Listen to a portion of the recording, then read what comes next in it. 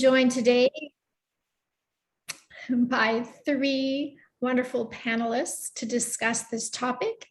The way that we'll proceed is we will hear from each of the panelists in turn, and then we will have a question and answer session involving all of them, and then we'll open it up to questions from the audience, which you can insert through the Q&A function at the bottom of your screen.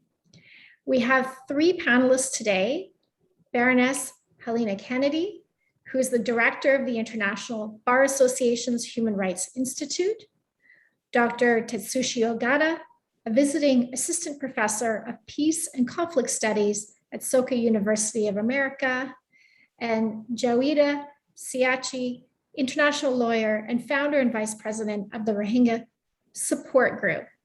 We'll begin with comments from Baroness Kennedy.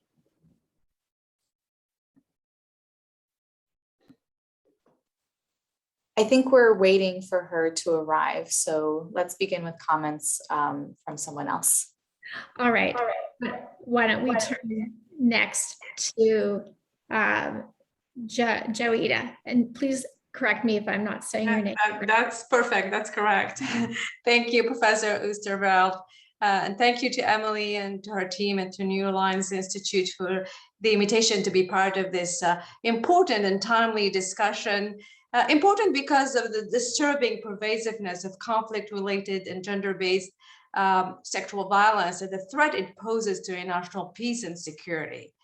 Timely because in far too many and ongoing armed conflict, sexual violence, which is primarily targeted against women and girls, has been used as and is being used as a strategic and tactical weapon of war.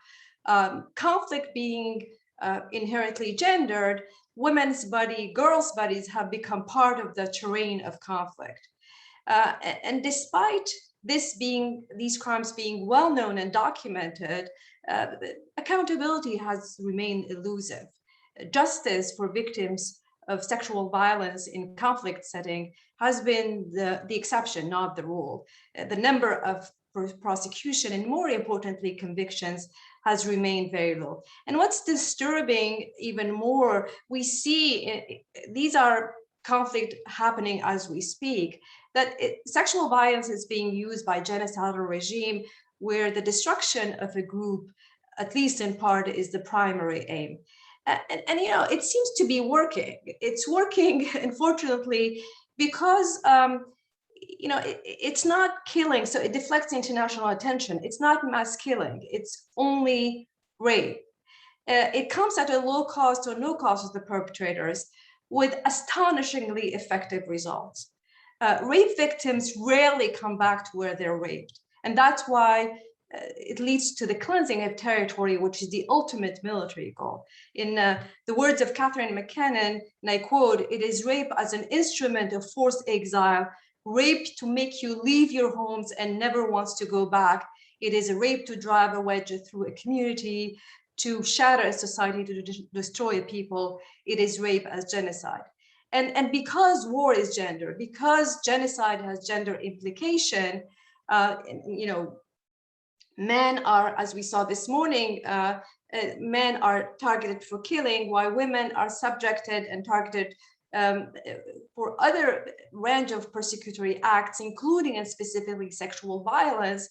Many of them die of their injury, but many also survive and are left to bear the burden of telling the world of the why, where, how, and when these crimes were perpetrated against them. I think this is an important element because the challenges and gaps in their quest for justice and redress is incalculable, because in addition, adding insult to criminal injury, not only they were injured and they were many of them are killed, but for those who survive, continue to suffer the devastating toll of sexual violence, including the extreme form of stigma, which carries with it marginalization, isolation, further victimization, not only for the victims, but also for their family and their community. And I think, as long as impunity continues to be enjoyed by the powerful, as long as there are no genuine accountability and no focus on bringing the perpetrators to book, and more importantly, to holding the state responsible for violating the breach of their international treaty obligation, as long as the most severe consequences and punishment are not imposed, I think this kind, there are not going to be any kind of disincentives against perpetrators to commit these crimes. And I believe the victims of sexual violence have specific interests and expectation and aspiration and needs that are somehow different from those of victims of other type of violation of international human rights law and national humanitarian law, which requires a better understanding of what justice means for these victims and recognizing the difficulties of ensuring their informed and meaningful participation in the justice process. I believe that the Rohingya genocide is instructive in that regard and provides an enlightening case in point in terms of the challenges and gaps faced by victims of sexual violence in conflict. I think to do justice to this time allocated, I'm going to leave it at that. I'm happy to answer any questions. Thank you very much. We'll now turn to introductory comments from Baroness Kennedy.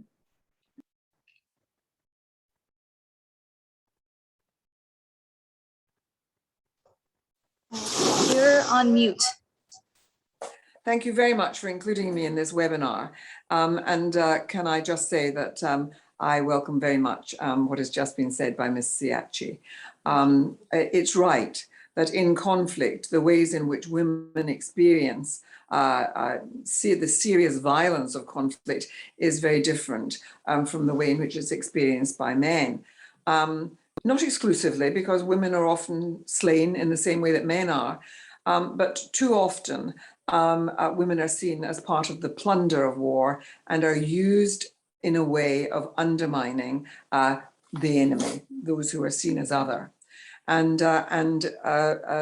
Dr. Siachi is right in saying that one of the things about this is that it often is part and parcel of genocide, because it's a way of, in fact, destroying future generations because of the rejection that is often felt if women are impregnated, or because of the ways in which children who are begotten in these circumstances are often rejected by communities, and also because sometimes the damage to women is so great that their reproductive capacity is affected in the long term.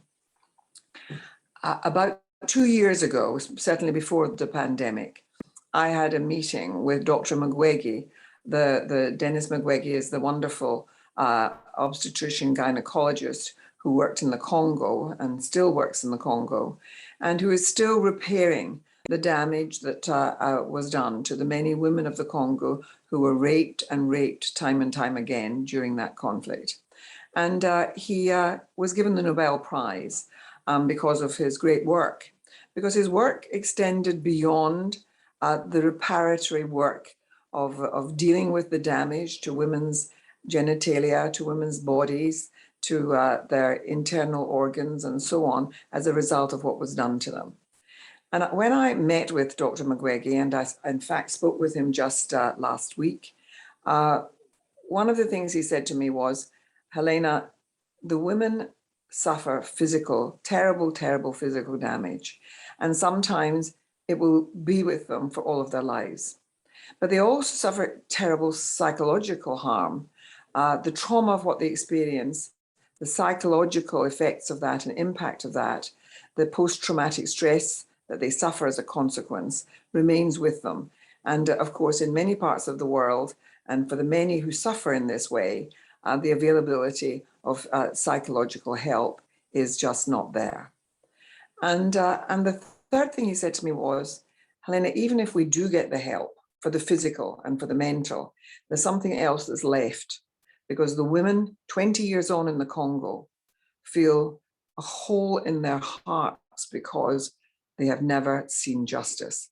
And that's one of the things that we have to carry with us, is how do you secure justice at the end of all of this? Where there is some kind of way in which those who've been responsible take responsibility and speak the words of basically of sorrow and of apology for the crimes that were committed, and take responsibility for them, because these are not random acts by people engaged in war. These are acts that are allowed to take place. There is a permission that is given for them to take place. And senior people within nations and within armies have to take responsibility and have to seek a way of making recompense to the women. Now, we've just been talking about the ways in which this forms a part of genocide. Genocide is about removal of identity from a people. And one of the ways that you do that is by attacking the women and affect their reproductive capacity, and to create the shame and all the additional horrible adhesions that there are to the experience of rape by women. And so I want us all to remember that it is one of the ways in which you absolutely reduce people to commodities, to property, to something less than their humanity. Now, there's a problem about it because, of course, even in our own nations, the ways in which women experience sexual violation and abuse is only now being addressed in our contemporary world. The seriousness of it, the consequences of it have not been fully addressed, and women are often expected to bear the shame of what has happened to them at the hands of others. And it's only in recent years that we've been arguing for a kind of turning on its head of that very idea that the victims of the violations should be the ones to somehow bear the shame of it. And it has affected our laws, even our international laws, so that the place and the importance of this in investigations is not taking place. People need to be very carefully, if you like, trained in the investigatory processes necessary for these kinds of crimes. And one of the things that happens, and I say this from my own experience as a practitioner of over 40 years, is that when you're dealing with the violation of women, because of shame, because this has been imbued into them over millennia, they speak first when asked about the events of a war or a conflict. They speak first of the killings of their fathers, their brothers, their husbands, their children. They speak secondly of the destruction of their homes and their villages and their habitat. And it's only with great care that you can bring them to a space where they will talk about what's happened to them. And I've seen that, and I've experienced it by talking to women, where they'll sometimes say, I was taken by someone. I was made to be his wife, because the language is not there to express what has been done to them.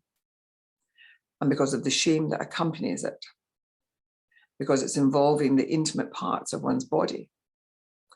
So it's very, very sensitive and culturally respective investigation that brings to light what has really happened.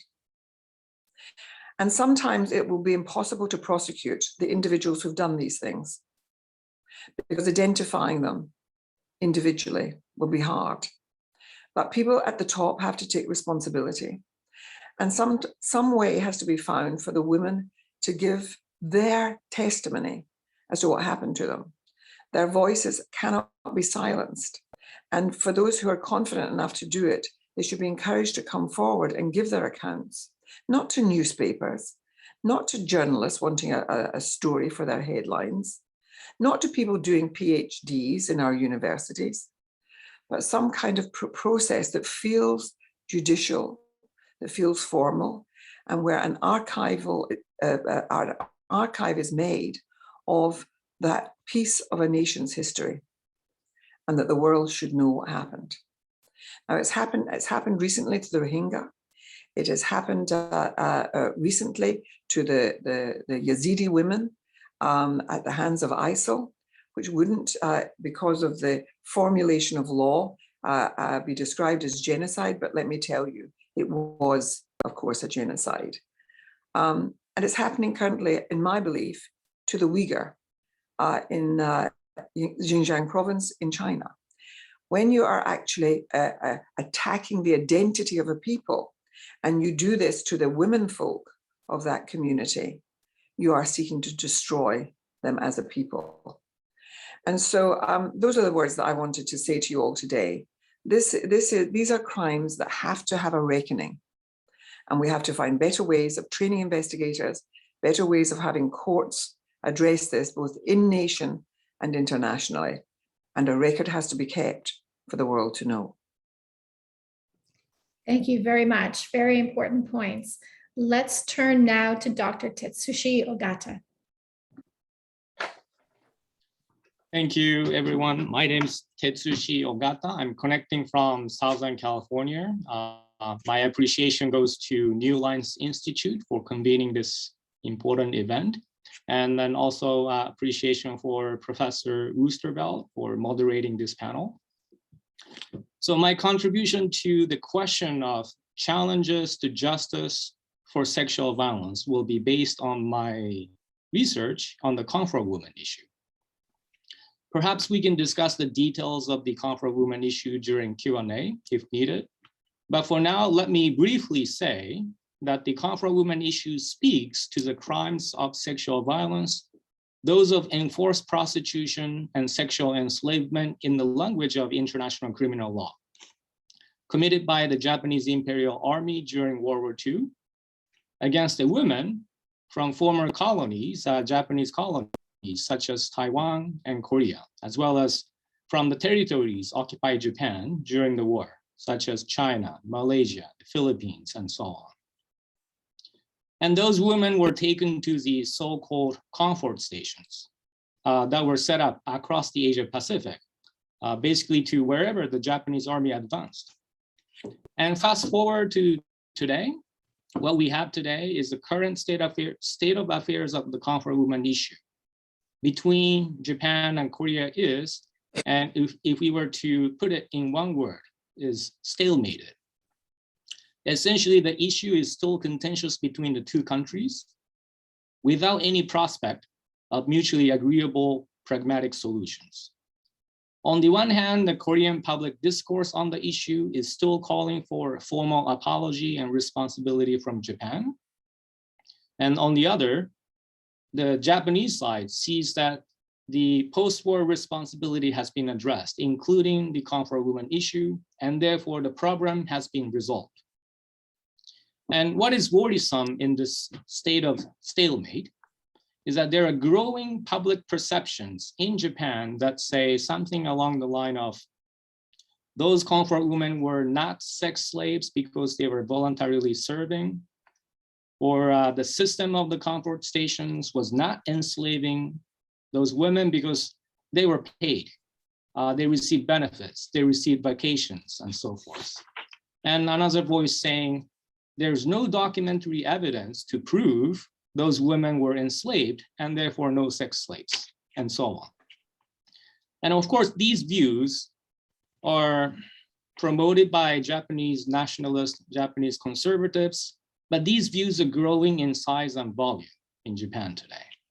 And then there are the conservatives' growing influence in politics. So given this background of the comfort woman issue, the connection that I would like to draw with today's panel discussion is this. I have two major questions. How do you establish historical accountability of the crimes? In this case, the crimes of sexual violence, when one side denies those historical those historical crimes? How do you establish transnational accountability that involves memories and narratives of two states and two societies, when two people's narratives about the past are entrenched and polarized transnationally? So one side says, yes, sex slaves, and the other side says, no, not sex slaves. What do you do? How do you address that?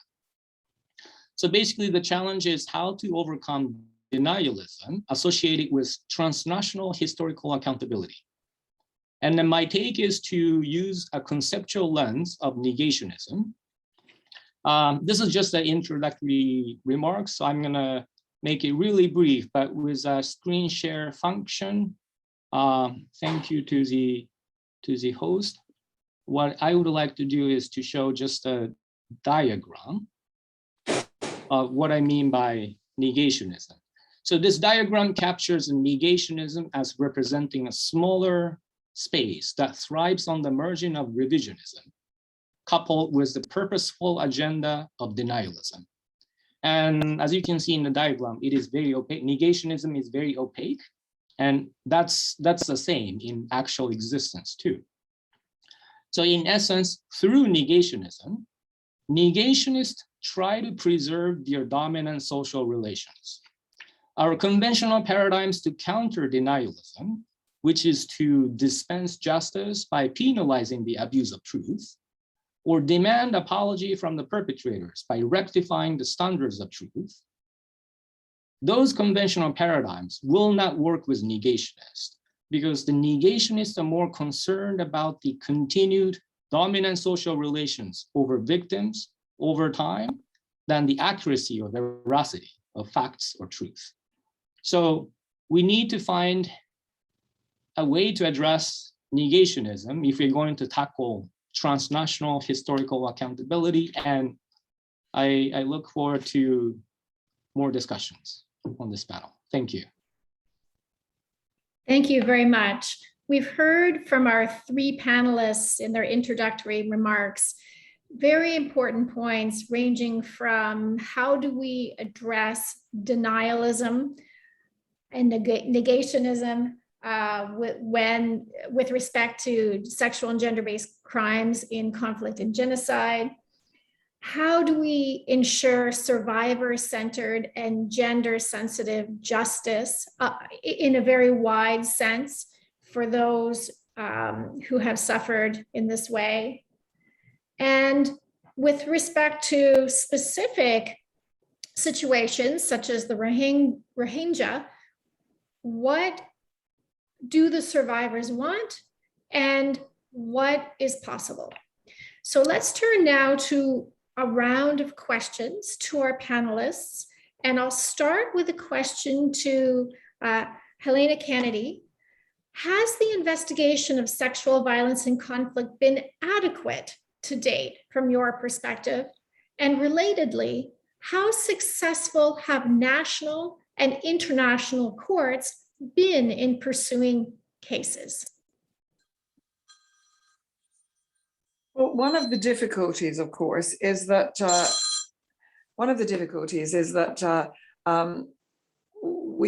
international courts are not always signed up to. And of course, we also have a UN that is desperately in need of reform, in that we have a Security Council that was created after the Second World War, putting together a group of countries that were the powerful at that time. And it seems to me that as our world has evolved, we should be revisiting those who can have power to basically see whether things might go before the International Court of Justice or not. The other problem we have, of course, is that the International Criminal Court doesn't investigate nations' wrongdoing, but investigates individuals. And regrettably, not all nations will allow their citizens to go before those courts. There are great inhibitions at the moment on international justice. And I think it's a reflection also of the sort of populism which goes hand in hand with nationalism, which is sort of saying we're not going to look to international courts for justice and we're not going to entertain engagement with them. So, for example, just now, there's a whole issue about the Uyghur. And I've been receiving testimonies from women who are in exile, but who've had terrible experiences of violation, of enforced prostitution, of forced abortion, and the insertion of intrauterine devices and so on, which have been basically secured by coercion. And so their accounts are very credible. And as you know, we as a world, most of our nations have signed up to prevent genocide taking place. And it's our duty to prevent, not to wait until they're over, and then to decry them and try and get them before courts. But the difficulty is that China has not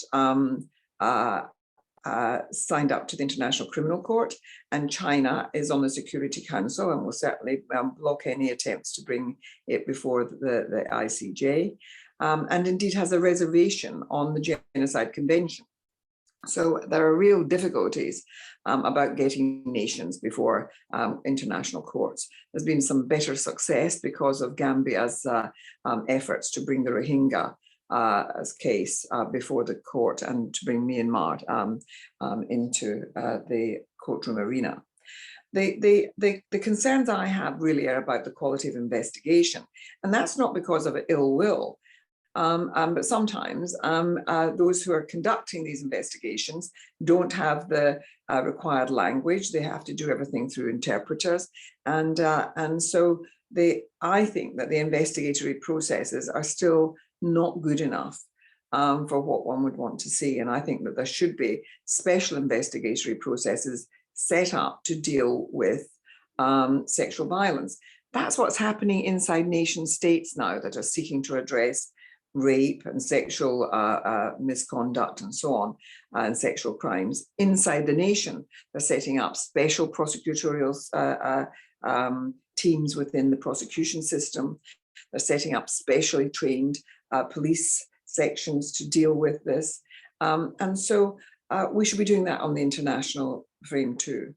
And the other thing is, I think that sometimes you have to look at other justice mechanisms like truth and justice commissions, if it looks as though you're going to have a long-term issue about getting justice before a court. So I think there are other things that you seek to do in securing justice. Thank you very much. And I think that we could say that it's not necessarily an either or. We could have international justice or domestic justice, but in terms of criminal courts, but we could also have a Truth and Reconciliation Commission or some other type of wider type of justice. My next question is for Jawida. How important is victims' participation in justice proceedings from your point of view? And what are the challenges currently facing the Rohingya victims, survivors of sexual violence in terms of participation in various accountability mechanisms? Thank you, Valerie, if I may. I think this is an important, question, because victim participation is key to any justice mechanism or any justice proceedings. It's key because the reparation, truth, and accountability cannot happen without bringing the victims from the outskirts, from the fringe, to the center of the justice struggle. The Rohingya, as we know, there are 3 ongoing proceedings. There is a full-fledged investigation before the International Criminal Court. There's a petition or proceeding before the National Court of Justice. And there has been also a petition before a national court under the principle of universal jurisdiction in Argentina. I think it's the appeal stage. And in these 3 proceedings, I think it's very important to have the Rohingya participate. The reason being, the Rohingya stand to be excluded from any proceeding before domestic or transnational justice proceeding. cannot, the crime that have been committed against them, including and specifically sexual violence, is not recognized actually as an international crime by Myanmar legislations. Myanmar unwillingness and inability to recognize or to prosecute the perpetrator for these crimes make these victims basically have no standing before these local or domestic courts. So the only way is to have these crimes being brought, charged, and prosecuted as individual crimes, and not as a constituent factor only to establish the coercive element of another crime. This is the only way we can prosecute and we can address the gender impact of this conflict. In terms of challenges, there are a number of challenges facing victims in general of sexual violence. The effect of gender-based violence is extremely acute. It has to be addressed. The physical and psychological harm has to be addressed before any victims can participate in any proceeding. The acute form of stigma that is associated with this crime makes it very difficult for the victims to come forward with their testimony, not only for them, but for their family, their community, because the fear of further stigmatization and victimization. The lack of information in terms of procedure. We know that the ICC, which has a victim-oriented approach, it has a unit and staff, but even with that, the ICC has reported last year, and I quote, massive confusion among the Rohingya refugees in terms of their understanding of the mandate, the function, the mechanism itself, and how these three mechanisms interplay or coordinate their work, and what would be the outcome for them? What is the relief that is expected? A number of other challenges is the geographic isolation. You have proceeding at The Hague or in Buenos Aires, and you have Rohingya refugees who live in the most inhuman condition in the largest refugee encampments, innocuously called Cox's Bazar, Bangladesh, who are so removed from these proceedings. There is actually a request to move the site of the investigation of the ICC to Bangladesh that was denied for obvious reason. I mean, the pandemic, of course, has not helped in any way. But as lawyers, we understand that any successive litigation, any litigation to be successful has to implicate victims. We need to bring the victims from the outskirts to the center of the justice struggle, to the center of the accountability process. And without that, it is very difficult, not only for on the supplier end, on tribunals and national tribunals and national courts, but also on the receiving end, on the victims themselves. Thank you very much. It's distressing to hear about the massive confusion that you referred to, because as we all know, justice, in order for victims to feel that justice has been done, it needs to be accessible and understandable. And hopefully steps are being taken to address that issue. My next question is for Tetsushi. You were speaking about the case of the Comfort Women and described how memories of past crimes of sexual violence are still contested today between South Korea and Japan. And you mentioned narratives of historical accountability and how they exist differently in those two societies. How can we start an honest reckoning with the past? What are your thoughts in that regard? And then taking that from the Comfort Women situation and thinking more generally, what are the challenges of establishing accountability when the sexual violence crimes involved are historical, or they're transnational, or one of the parties denies that the crimes took place? Thank you. Thank you for this question. And then to answer this question, I think first it is important to really understand and have a sense of why an honest reckoning of the past is so difficult. And then I think that's part of identifying challenges of establishing accountability of historical crimes, sexual violence. And then in this end, I see one of the major challenges is that denialism of transnational historical accountability can easily create a binary entrenchment of identities between the deniers and then those people who are denied, the victims.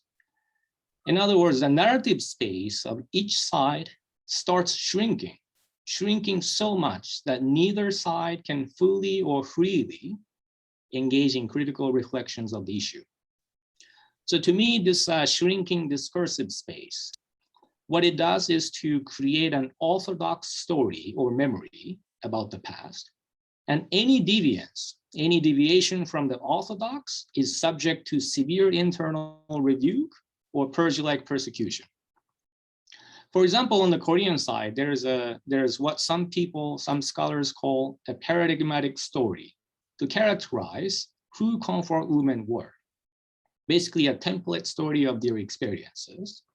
And it goes something like, those women were innocent, young, pure girls who were raped by Japanese soldiers. And if someone comes along and tries to taint that image, then this someone could receive a severe backlash. And in Korean society, we saw this in the recent phenomena by Park Yoo-ha, one of the professors in Korea, who wrote a book called Comfort Women of the Empire. And in her book, she suggested that there were more complex human relationships involved in the comfort stations, not just the relationship of slavery. So she suggested that complex nuances of human relationships. And she was prosecuted for defaming the women. Similarly, in Japan, there's a paradigmatic story of the comfort woman, although the dominant image is held by the conservatives. And if you try to challenge this template story of the comfort woman, you risk being censored. So one good example to this end is Mr. Miki Dezaki, who recently released his documentary film on the comfort woman issue called Shusenjo. Excuse me.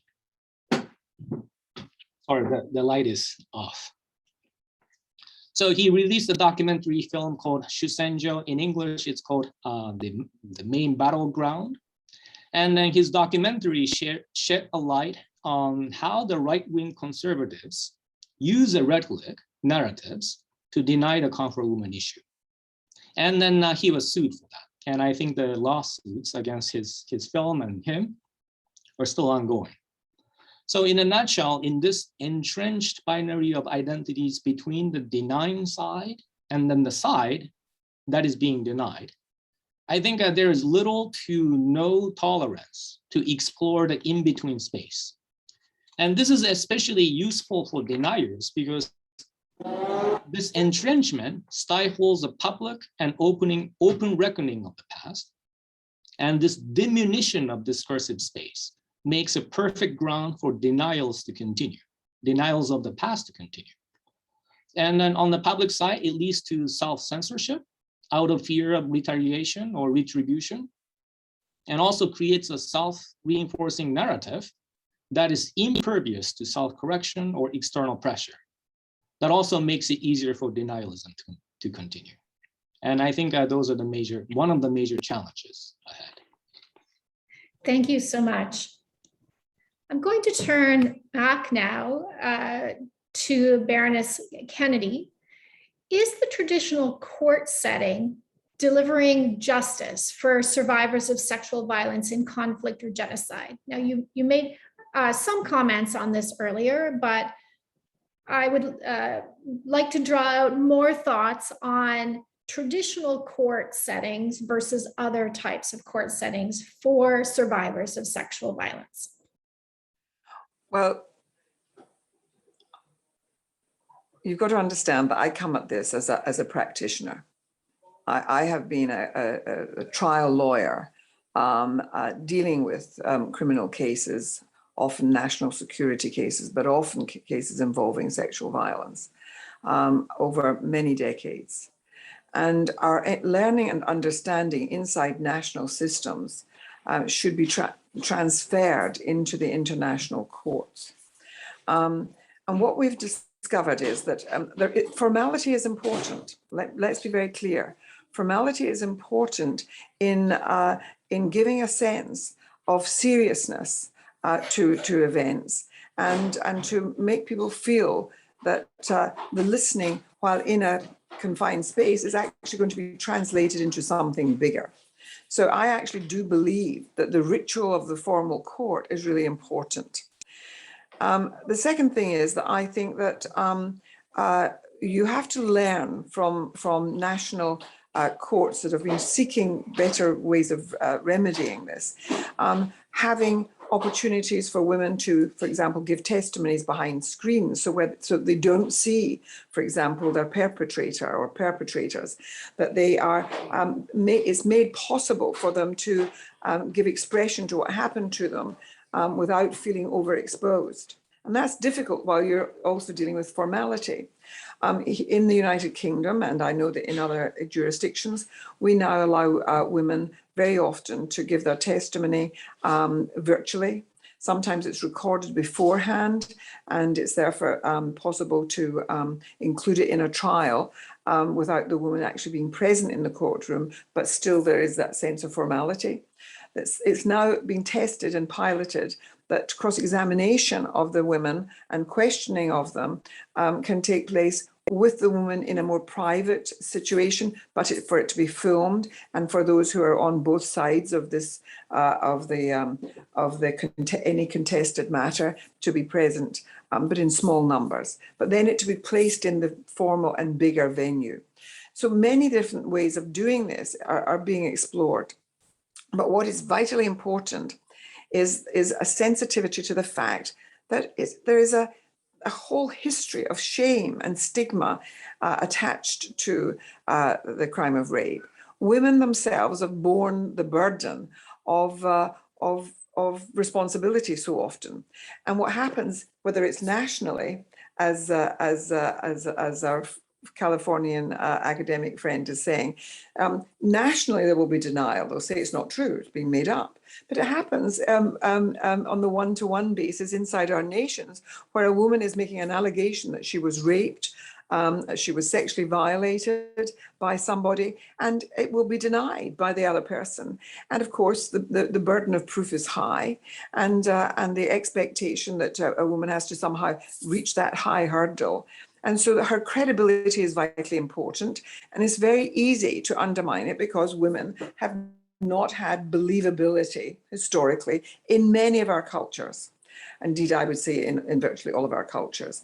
And so, giving women's account, the space in which they can be giving their account in a way that will make it believable is vitally important, and addressing the unconscious biases that courts and those who work in the court system bring to these issues. So I think there are very real challenges, and they happen, we learn from what we're trying to do in the nation state in how we want to address this on a bigger frame. Thank you very much. I completely agree with you that within the court setting, there are myths that come in sometimes very overtly and explicitly, and sometimes implicitly into the system. And we saw this in the early days of the Yugoslavia, Rwanda, and Sierra Leone tribunals, in the ways in which girls and women who were testifying to sexual violence were treated, when suddenly the case had shifted from being about the perpetrator to being about the victim. Now, since then, thankfully, we have better practices in the international courts and tribunals, but they can absolutely be improved, as well as at the domestic level when prosecuting these conflict-related crimes. So thank you. I'm turning now to Jawida. As sexual violence has been a dominant theme of the campaign of violence committed against the Rohingya, what makes it important that rape and sexual violence in particular be investigated, brought as charges, and prosecuted? And what is the likelihood of success, in your view, of a genocidal rape prosecution at the International Criminal Court? Thank you, Valerie. I think this is a very important question. And I think it goes to my earlier point that the Rohingya genocide, I think, is stand in stark contrast with many other conflicts. This is not to undermine the violence, genocidal violence that have been perpetrated against other ethnic minority, but it really makes it hard to comprehend the seemingly limitless savagery and mass criminality that humankind can inflict on one another. It was a campaign in which rape and sexual violence was a dominant theme. And it was done, planned, coordinated, implemented at the highest echelon of the Myanmar military and security establishment, and targeted women and girls. And they knew it works. You know, it's extremely taboo and in many culture and tradition, including and specifically the Muslim tradition. And so they knew that it was a very effective instrument of war. It would destroy the Rohingya in whole or in part. And as I said earlier, the victims in the Rohingya situation do not have any standing before national or international tribunals. The ICC current investigation, unfortunately, the scope of this investigation is limited because the court is bound by its territorial jurisdiction and can only look at elements of crime that occurred on the territory of Bangladesh, a state party to the Rome Statute.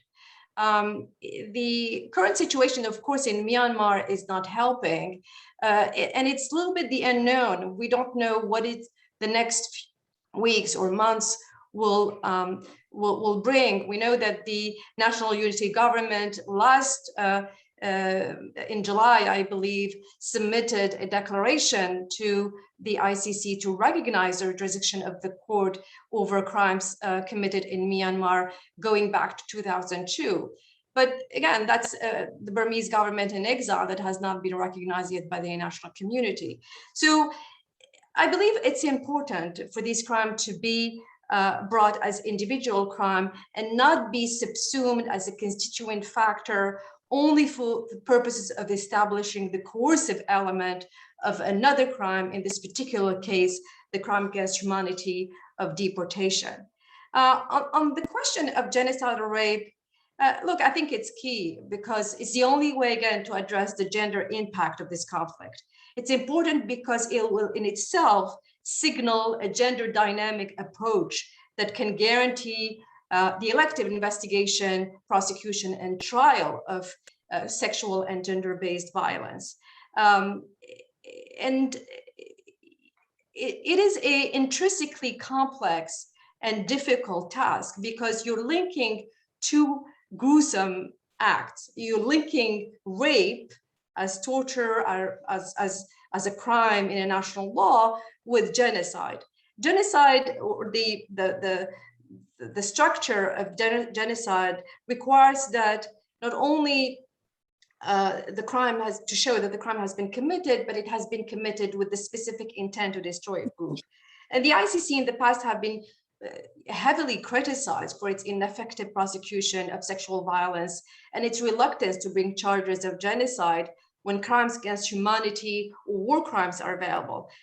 The evidentiary standard is very high, and prosecutor tends to go for a lesser crime just to not run the risk of not succeeding in showing the intent element.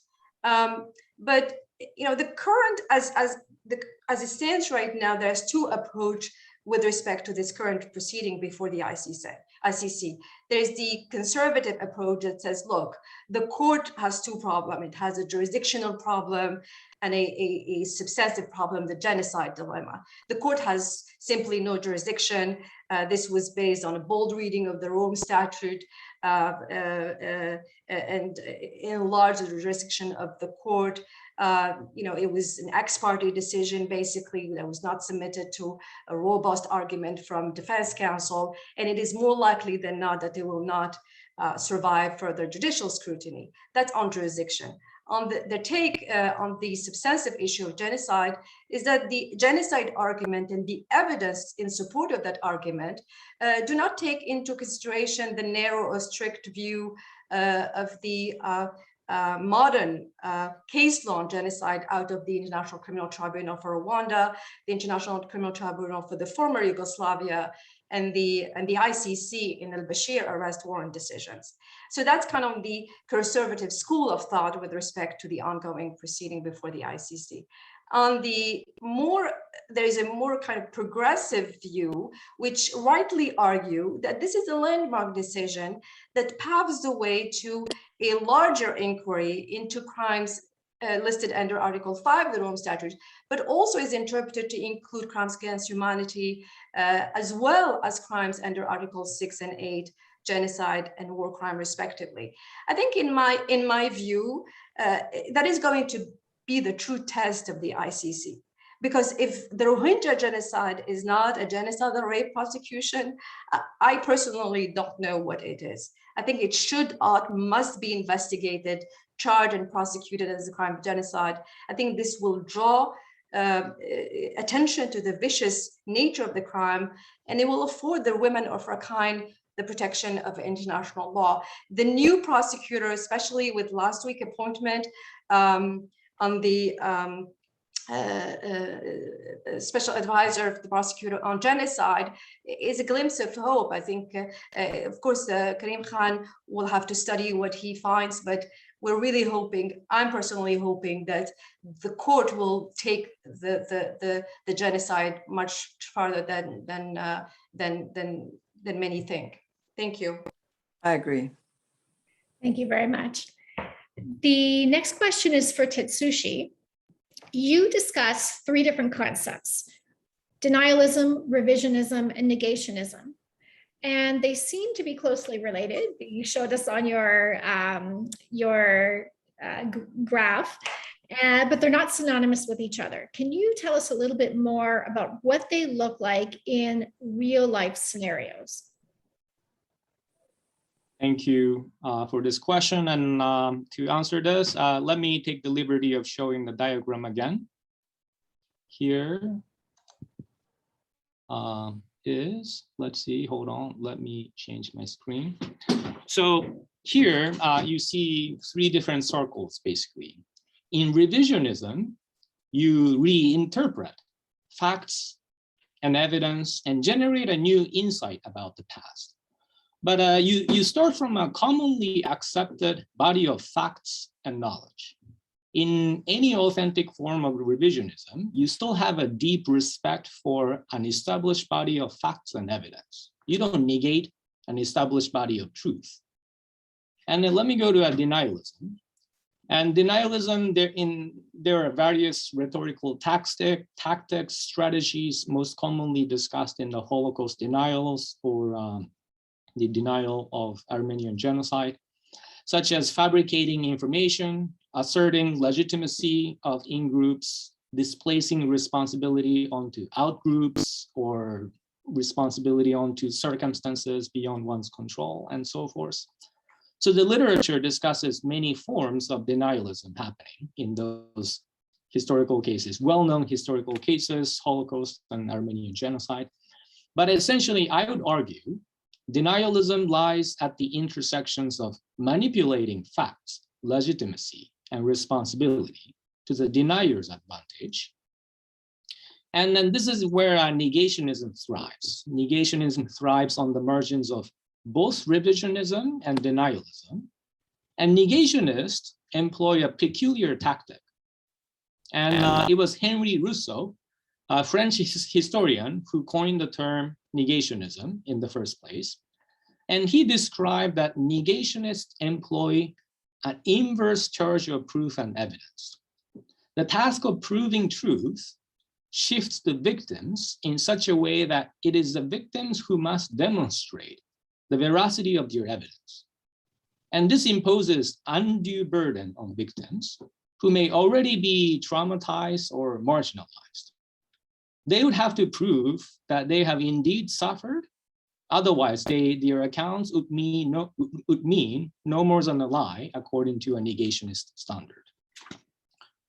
So this inverse logic, by flipping the burden of proof to charge victims instead of deniers, to charge victims to demonstrate that they're not lying, that's the hallmark of negationism.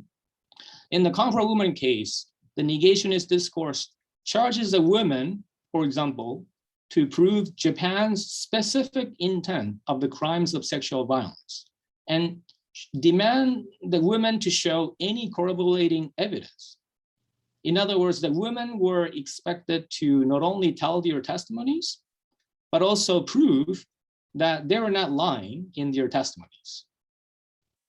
So there's one recent manifestation of this negationist discourse in recent years.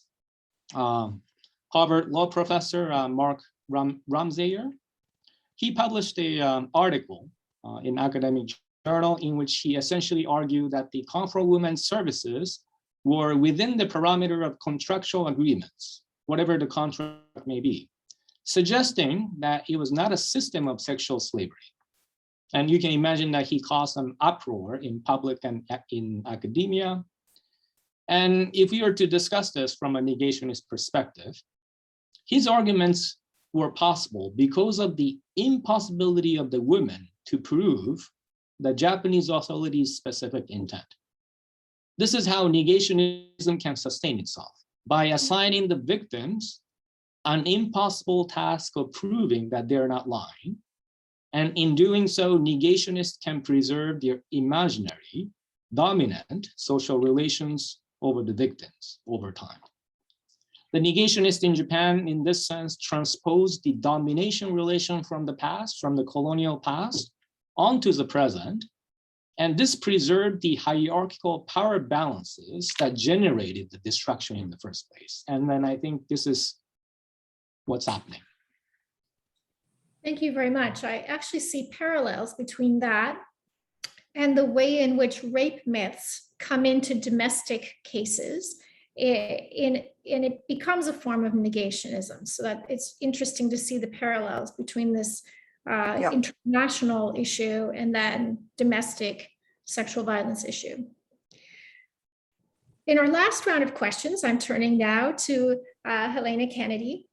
You made a really interesting observation in your initial comments, where you indicated that in speaking with women and asking them to identify the harms that had occurred to them in an armed conflict, they began by identifying the harms against their family, their husbands and fathers and children, etc.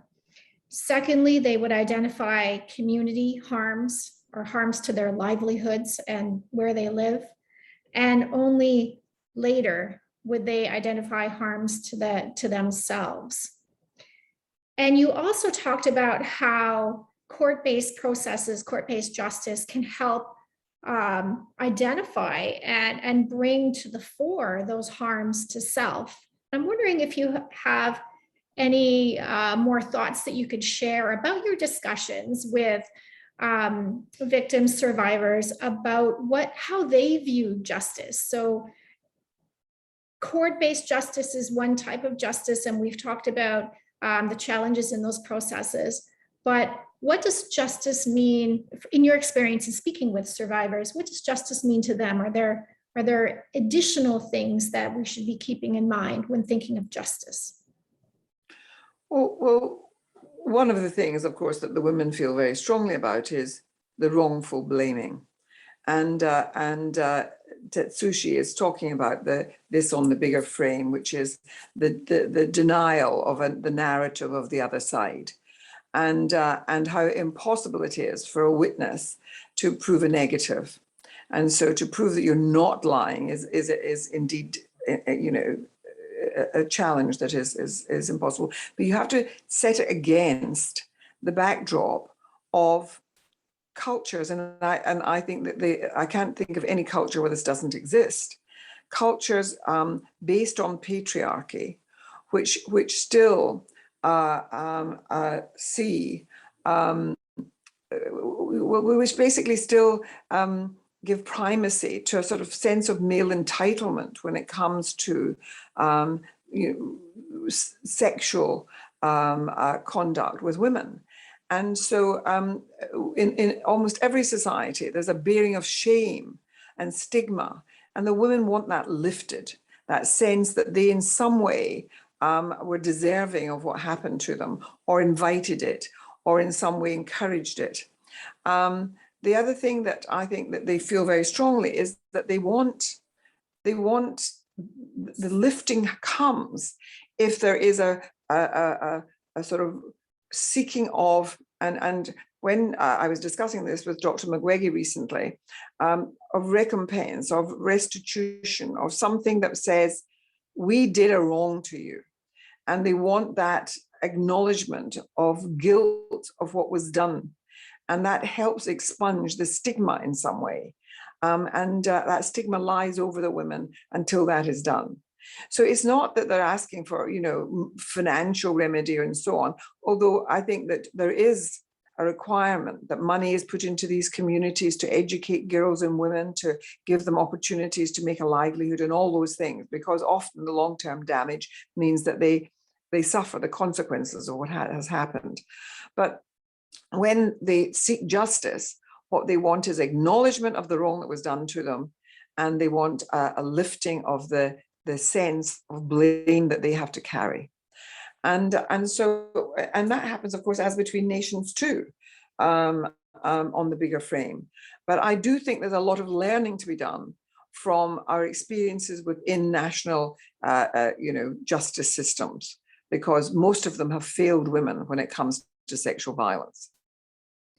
Thank you very much. Really important thoughts there on the need for acknowledgement and the lifting of stigma, and it actually relates quite nicely to the question I'd like to ask Jawida. You had already described how there are different mechanisms in play right now with respect to the Rohingya, individual criminal responsibility being considered at the International Criminal Court. And I'm not sure about the Argentina case, but perhaps there too. And also state responsibility being considered with respect to the proceedings by Gambia in front of the International Court of Justice. What are the merits of pursuing these different types of responsibility, individual criminal responsibility at the ICC versus state responsibility for Myanmar's breach of its obligations under the Genocide Convention at the International Court of Justice when we're thinking about the survivors of sexual and gender-based violence? Thank you, Valerie. I think the question of which recourse or body offers more satisfying and useful outcomes for the Rohingya is very important. You have almost 1 million people, Rohingya refugees in Bangladesh, again, who are living in the most inhuman condition. You have 600,000 still under threat of being wiped out in Rakhine state, as many other ethnic minorities in Myanmar. I think the victims' demand and expectation are simple. The Rohingya wants truth, justice, and reparation. They want ultimately to be able to go home, and when they're home, to be recognized as their identity as Rohingya be recognized, the right to full citizenship, the right to be able to move in their own natural space of living freely without fear, have their basic rights be restored. And the question of which mechanism currently set up is the most likely to deliver that for them. Although the ICC decision to investigate the atrocity committed has been, held as extremely important. I mean, really, it shows the role of the ICC in shaping the normative reach of a national law and how the long arm of a national criminal law can reach perpetrators of serious international crimes. However, in terms of delivering relief, immediate relief to the Rohingya, absent an arrest and someone to prosecute, the court is very limited. If the accountability mechanism at the ICC results in the incarceration at best of ever a few individuals, and knowing the length, if the ICC follow its timetable, it took 1 year from the commencement of preliminary examination to the commencement of the investigation. It's going to take years before we get to confirmation of charges process, which is a mini trial in itself. And so we're not talking, years from now before we see, if any, arrest warrant being issued and served. And with the current situation in Myanmar, again, we don't know how this thing is going to play. At the ICC, there are no possibility of provisional measures, as we saw at the ICJ. And so I'm not sure how much it will bring in terms of reform and immediate relief to the Rohingya. On the other hand, at the ICJ, I believe that a judgment on the merits for Myanmar violating or breaching its obligation, its treaty obligation under the Geneva Convention, the Genocide Convention, is extremely important. Yes, the ICJ tends to marginalize the victims. There is no possibility for the victims to participate. I also think that the more the court is called into looking into cases, international human rights violation cases, it will reorient itself to bring in the victims more and to provide the victims with a role in participating in its proceeding. There are another mechanism that we don't talk too much about is the international independent mechanism for Myanmar. I think to the extent that mechanism, I don't know how much that mechanism has interacted with all these processes. It has been really veiled in a lot of confidentiality, spent the first year in organizing itself. So it didn't have much political effect. So I don't know how much it's going to be doing, again, especially in light of the current situation. So the short answer to your question is, I believe a judgment out of the ICJ on the merits would have much more political clout and effect in terms of bringing some sort of relief and a reform for the Rohingya, as opposed to the ICC proceeding. And one last thing I would like to say in terms of the Rohingya understanding of these processes. It's difficult for us lawyers to understand. This is very complex, all these mechanisms, let alone people who are not educated. And they're not educated because they have been deprived of education 3 generations in a row. So, the magnitude of the crisis is such that I believe government involvement is a must in supporting these victims, especially women and girls. But it is incumbent on us, civil society, to keep the hammer, to keep the focus, to keep talking about it until something is done. And the least thing that can be done by the US government is to recognize this as being genocide.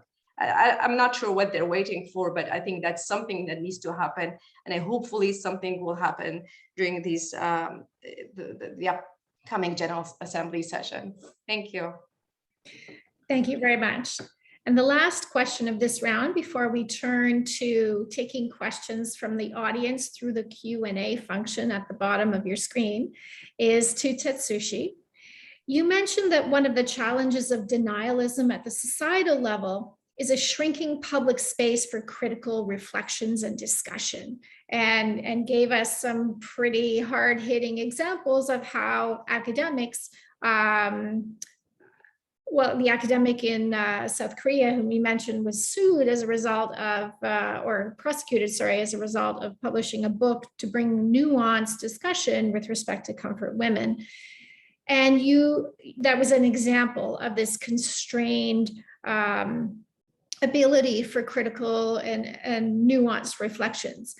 And you mentioned that within Japanese and South Korean society, the public discourses are similarly constrained because there's sort of an a priori answer to the question of what happened to the comfort women in World War II.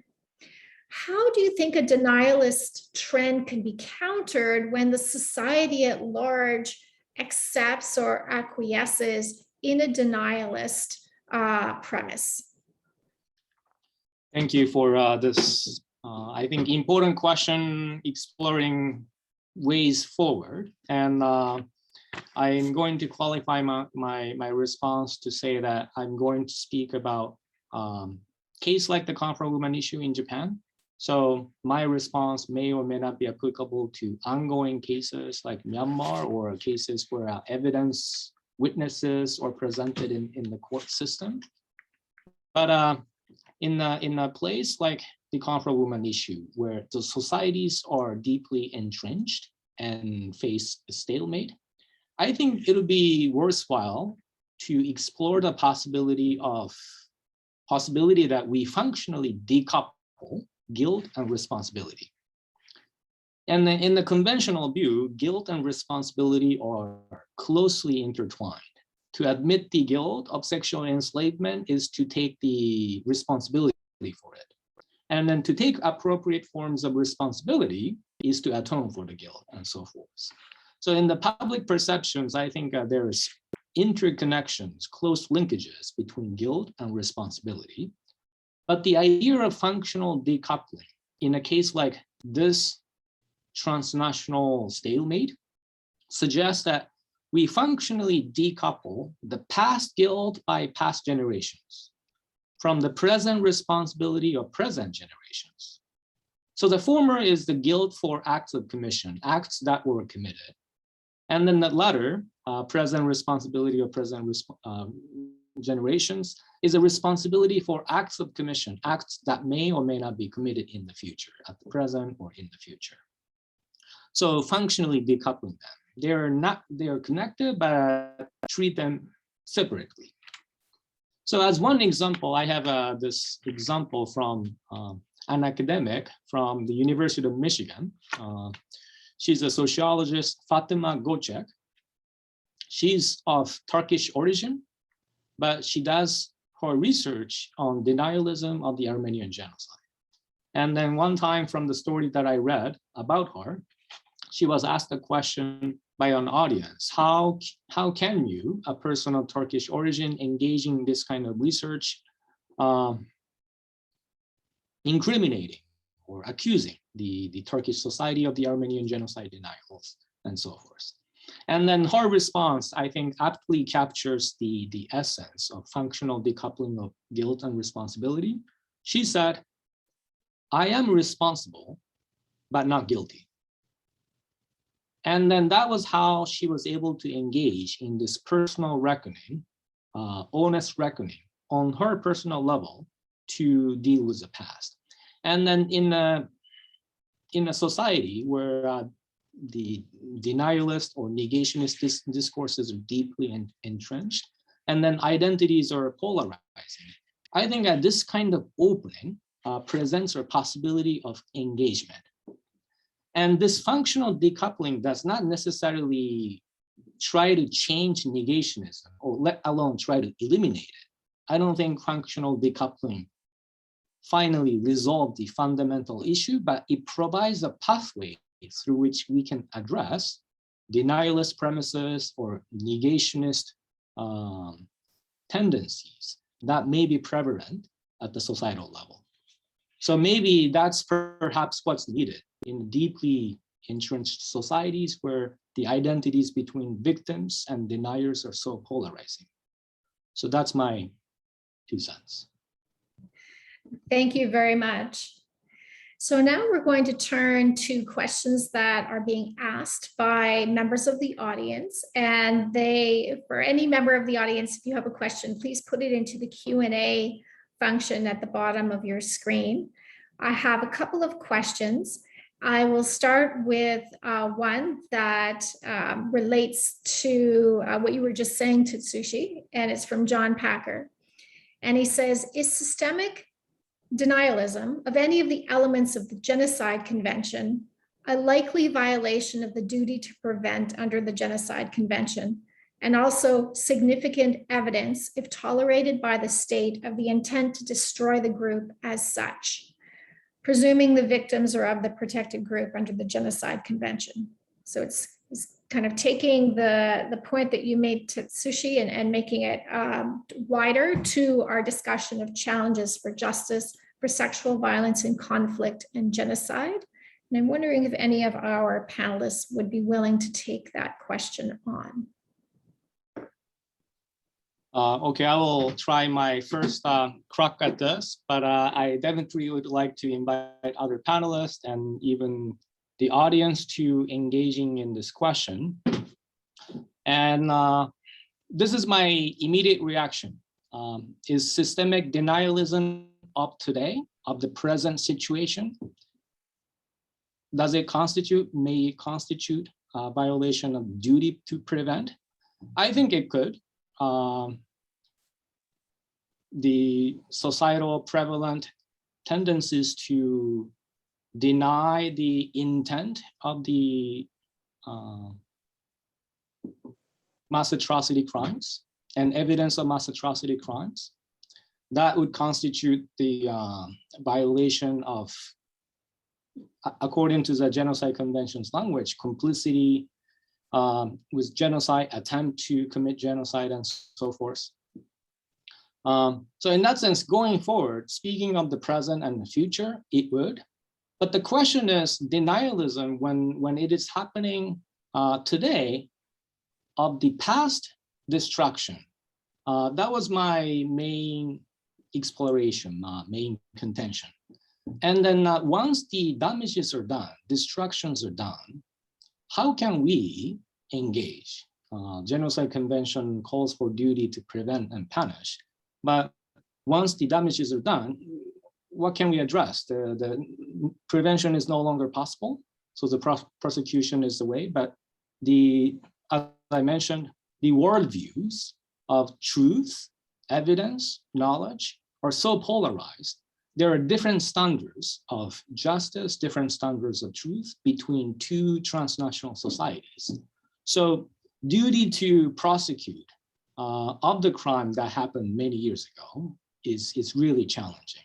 So this is why I'm scaling back to suggest that if there's no perspective of pragmatic engagement, perhaps then we can decouple, functionally decouple the ideas of guilt and responsibility. So that would be my immediate response to you, and I definitely welcome others. Thank you. Thank you very much. I'm not sure if Helena or Joida, if you have anything that you want to add to that. If not, I will move on to the next question. Well, I do want to just emphasize that because I think John Packer is raising something really important here, which is that the Genocide Convention creates a duty to prevent. And so therefore, it's like, is there a prima facie case rather than has it been proved? And I think that when there is a prima facie case and you're receiving accounts from, particularly if it's multiple accounts from women of being sexually violated, forced into prostitution, forced to service men sexually, having their reproductive freedom taken from them and so forth, then if those allegations are being made in substantive numbers, along with the other things that I think are present in many of these, the cases that we've been talking about, then I do think that the duty to prevent means you don't have to get to the stage of has the high standard of proof or the hurdle yet being reached. That duty to prevent should mean precisely that, to prevent. And John Packer adds, for those who are not paying attention to the Q&A comments, that looking at past incidents of denialism can create the prospect of recurrence and therefore a failure under the duty to prevent. And I agree that that's an important aspect of it. So not addressing denialism can help create a failure under the duty to prevent, for sure. We have a question here about definitions. So definitions with respect to when is rape torture versus when is rape a war crime, a crime against humanity, or genocide. And I'm wondering who would be interested in taking on that question of definitions and what to call different types of sexual violence in conflict and atrocity. I'm happy to jump in quickly on this, Valerie. I think rape is classified as an act of torture within international human rights law, international humanitarian law, and international criminal law. It is part of the.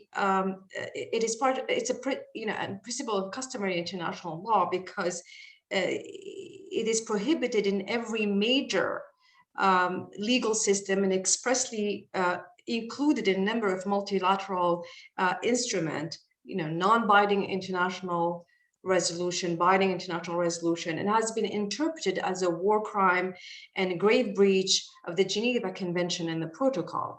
So for, a long time, rape is a prohibited weapon of war. The Geneva, the Genocide Convention, and the provision of the Rome Statute lists rape as a crime against humanity and war crimes.